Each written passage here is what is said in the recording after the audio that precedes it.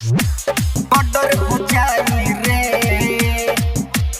Music director कौन पगल के हमारा छुइयो पर मर्डर हो जाई रे। presented by GR8 Music Bhojpuri। अरे जिला सिवान गोपालगंज में ऑर्डर हो जाई रे। ऑर्डर हो जाई रे। अरे जिला सिवान गोपालगंज में ऑर्डर हो जाई रे। जवन पगल के हमारा छुई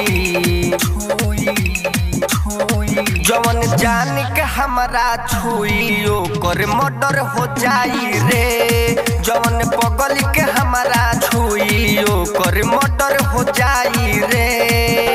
जिला सिवान गोपालगंज में ऑर्डर हो जाई रे। जिला सिवान गोपालगंज में ऑर्डर हो जाई रे। जवन पगल के हमारा छुई जवन जान के हमारा छुई ओकर मर्डर हो जाई रे। जवन पगल के हमारा छुई ओकर मर्डर हो जाई रे। मर्डर हो जाई रे। Music director mix by Saif Raj. Murder हो जाई रे।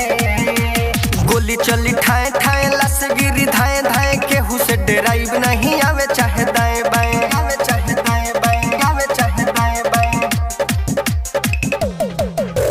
गोली चली ठाए ठाए लस गिरी धाए धाए केहू से डराइब नहीं आवे चाहे दाएं बाएं। कदर जे भी करी ओकर कदर हो जाई रे।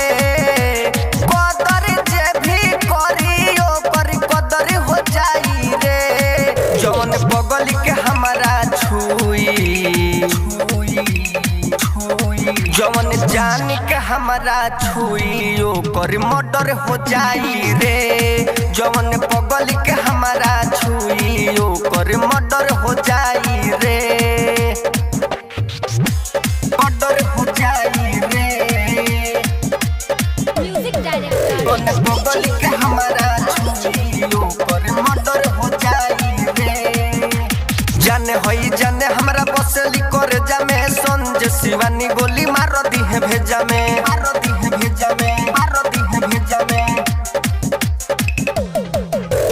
जान होई जाने हमरा बसली कर जामे इंदल डीजे गोली मार दी है भेजा में। सैफ गुड्डू सोनी सुन कहर हो जाई रे। सैफ राजा गुड्डू सोनी सुन कहर हो जाई रे।